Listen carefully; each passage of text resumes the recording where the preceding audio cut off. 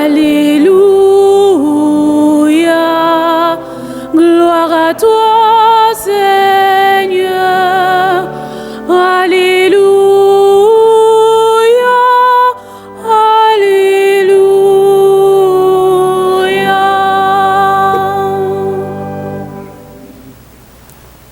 Le Seigneur soit avec vous. Évangile de Jésus-Christ selon saint Luc. En ce temps-là, Jésus disait à ses disciples, « Je suis venu apporter un feu sur la terre, et comme il me tarde qu'il soit déjà allumé. Je suis venu recevoir un baptême, et quelle est mon angoisse tant qu'il n'est pas accompli. Pensez-vous que je suis venu apporter la paix sur la terre? Non, je vous le dis, mais plutôt la division. Car désormais, 5 personnes d'une même famille seront divisées, 3 contre 2 et 2 contre 3. Ils se diviseront le père contre le fils contre le père, la mère contre la fille contre la mère, la belle-mère contre la belle-fille et la belle-fille contre la belle-mère.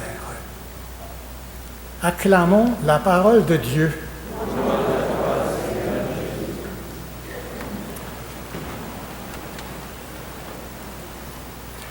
Mes amis, il y a une routine qui fait des fois, on ne pense pas à ce qu'on dit. Mais je dois vous dire que je suis un peu mal à l'aise d'avoir dit « Acclamons la parole du Seigneur ».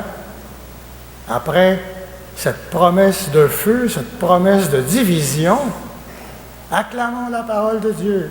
Tout le monde répond « Gloire à toi, Seigneur ». Et il faut le faire. Il faut le faire parce qu'il faut bien comprendre. Quand on comprend, on peut le faire. Tantôt, j'entendais une toute petite parole d'un bon dominicain, écrivain connu, le père Timothy Radcliffe, qui disait « Ce qui est beau dans la parole de Dieu, c'est qu'elle n'est pas claire. Et c'est l'Esprit qui nous aide à l'éclairer. » C'est moi qui rajoute la dernière phrase. La parole de Dieu n'est pas claire. Aujourd'hui, l'Évangile, Jésus nous dit, « Pensez-vous que je suis venu apporter la paix? » Non. Mais la division. Alors que nous savons, et nous avons toujours entendu dire qu'il est l'homme de la paix, l'homme de l'unité, apporter la paix et la division. Il faut comprendre vraiment aujourd'hui, c'est une bonne chose de se leur dire, même si on le sait, qu'est-ce que c'est qu'une prophétie? Qu'est-ce que c'est qu'une promesse? Qu'est-ce que c'est qu'une prédiction? Est-ce que Jésus a voulu la division? Non. Il l'a prévu. Mes amis, il y a des prédictions de Dieu qui, heureusement, ne se réalisent pas. Il y a des prédictions de Dieu qui, malheureusement, se réalisent. Exemple, le bon prophète Jérémie, qu'on met dans le puits, là, dans la citerne, dans la première lecture, il dérangeait au nom de Dieu. Il avait raison. Il voyait clair. Et il disait au roi, « Tu fais des mauvaises alliances, ça va nous coûter cher, ça va nous coûter la liberté. » Le roi n'a pas obéi et ça a été l'exil à Babylone. Est-ce que Dieu souhaitait l'exil? Non. Il disait, si vous ne faites pas comme il faut, c'est ça que le roi de Babylone va faire. Nabuchodonosor, il va tout vous prendre, il va vous emmener là-bas. Ben oui. Et c'était le dernier roi. Exil à Babylone. il a remarqué, bien, le roi, il est comme certains dirigeants. Hein? Ah, mais là, faites ce que vous voulez avec. Il parle au nom de Dieu. Là. Ben, vous l'avez en main, faites ce que vous voulez. OK, dans le puits. Ensuite, là, il faut le sortir de là. Tu sais, l'opinion publique. Bon. Les promesses de Dieu, donc, qui se réalisent malheureusement. C'est un exemple.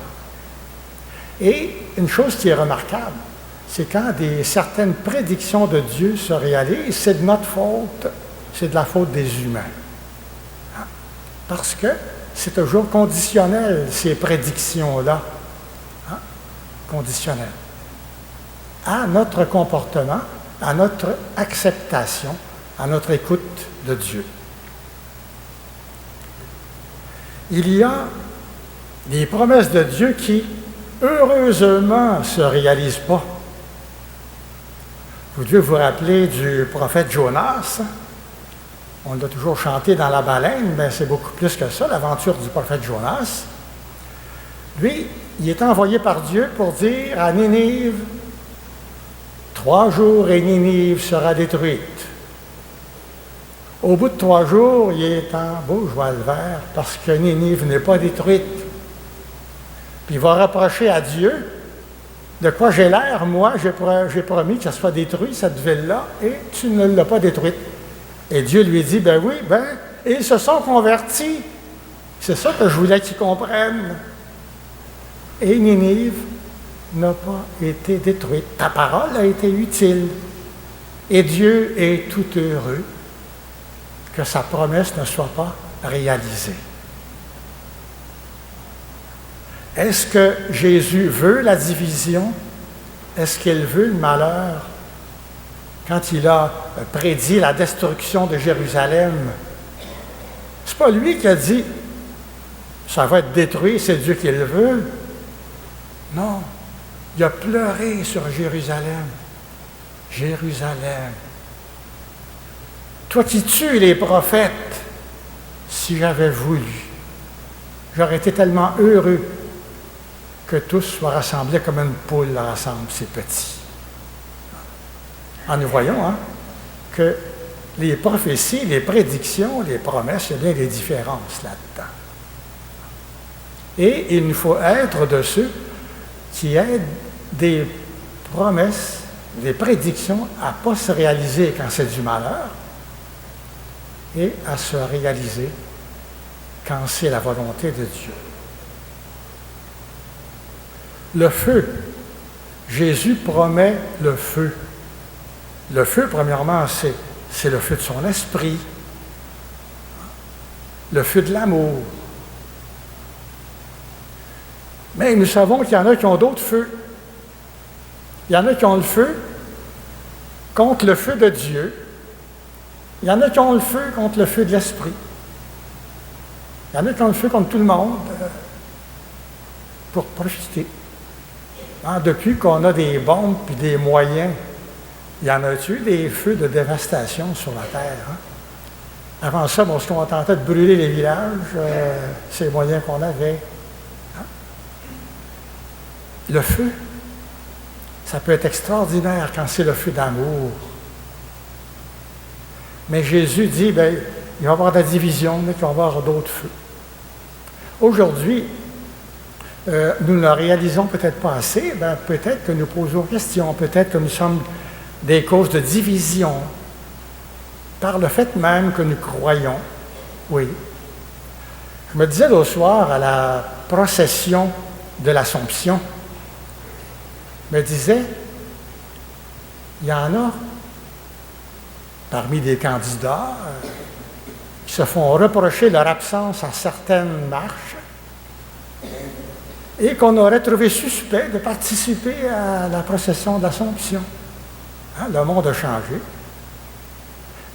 C'est ça le monde dans lequel nous vivons aujourd'hui. Et peut-être le seul fait que nous soyons ici aujourd'hui, ça pose question à ceux qui nous voient rentrer dans une église. Il faut le faire tout simplement. Être témoin, comme nous demande la deuxième lecture aujourd'hui. Un témoin, ça ne s'impose pas. Un témoin, c'est là. Et c'est fidèle. Fidèle à soi-même, fidèle à sa foi. Et la réaction des autres, ce n'est pas nous qui la faisons. Ce n'est pas Jésus qui veut la division. Il prévoit, d'après le cœur humain, qu'il va y en avoir, la division. Et il nous dit, mais soyez des témoins fidèles. Soyez le feu de Dieu.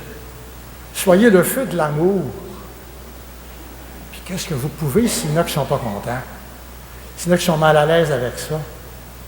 Soyez simplement une petite flamme. Dans un lit obscur, une petite flamme, c'est un guide. Sans prétention, tout simplement. C'est ce que le Seigneur nous invite à être. Le feu sur la terre, chacune de nous l'avons en petit. Et tous ensemble, ça fait un grand feu. Ça fait le feu d'amour de Jésus. Mais qu'il soit avec nous aujourd'hui, avec tous les grands prophètes, les grands chrétiens croyants qui nous ont précédés et qui vivent en même temps que nous, pour bâtir, pour allumer le feu que Jésus avait tellement hâte de voir brûler sur la terre. Amen.